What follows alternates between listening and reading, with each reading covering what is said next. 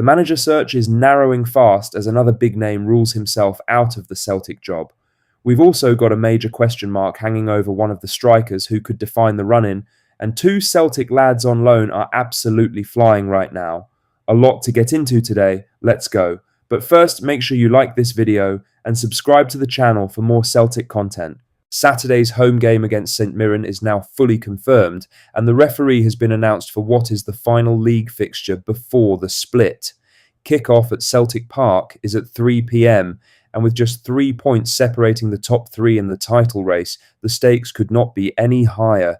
The SFA have confirmed Duncan Nicholson as the referee for the match. He will be assisted by Frank Connor and Scott Anderson on the lines, with John Beaton taking VAR duties alongside Duncan Williams.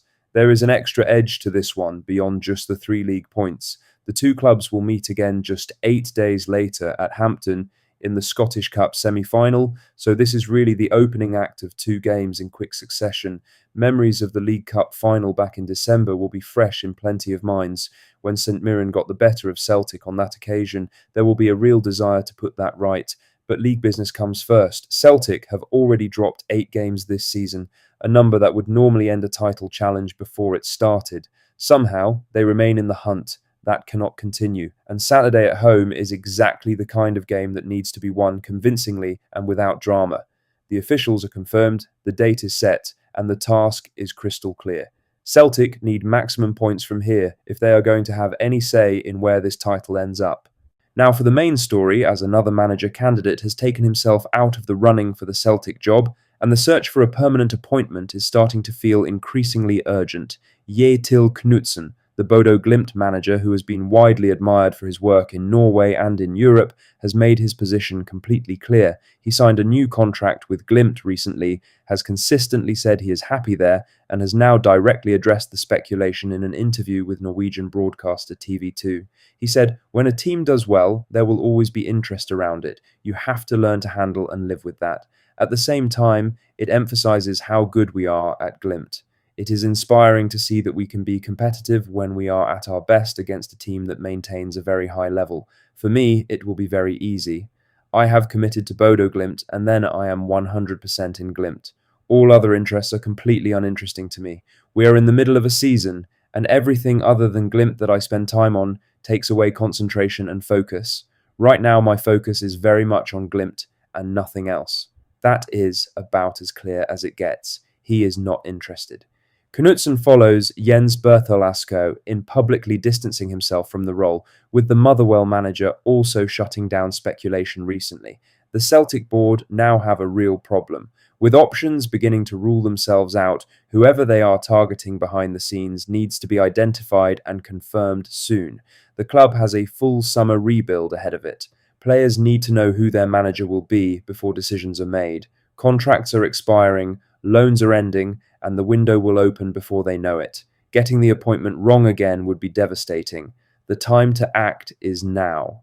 In other news, the spotlight is on Thomas Schwanzara following Celtic's win over Dundee at Dens Park on Sunday, and the conversation around him is not a comfortable one.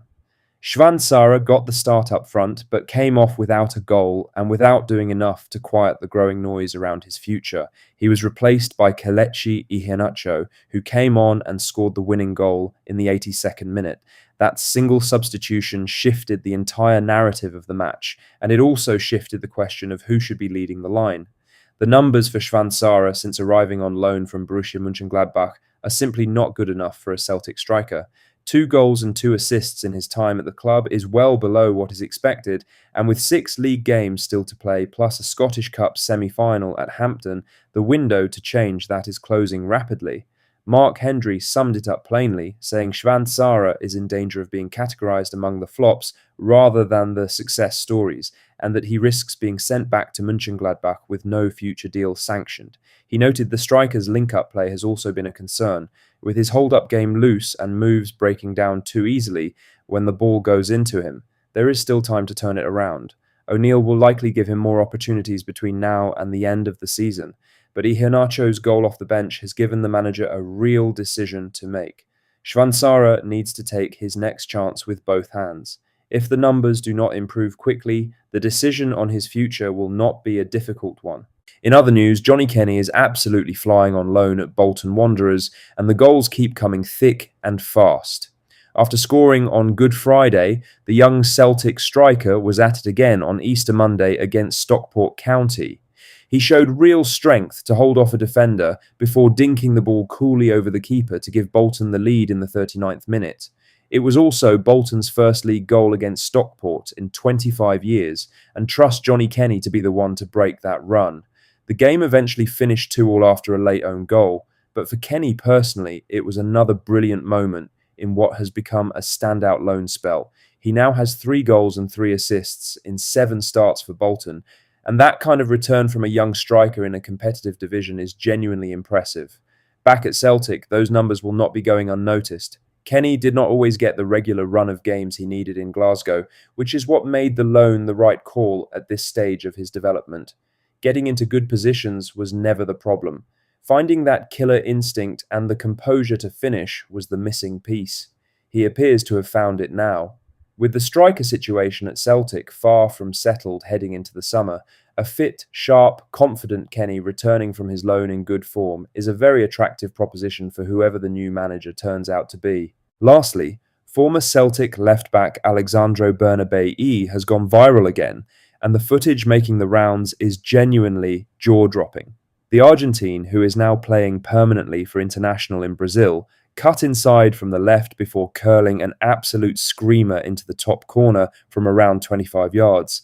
The ball starts outside the post before bending and nestling into the net, and it is the kind of finish that makes you stop and watch it back 2 or 3 times. This is not the first time Bernabei has done this either. He had moments at Celtic that showed he had exactly this kind of quality in him, and that is what makes his time at Celtic Park so frustrating to look back on. He arrived as the club's first Argentine signing under Ange Postecoglou with real excitement surrounding the move. He was supposed to push Greg Taylor for the left-back position and give Celtic a genuinely dynamic option going forward. There was ability there, nobody doubted that, but it never consistently came out. Inconsistency on the pitch was one issue. There were also problems off it, including a well-documented incident in Glasgow city centre.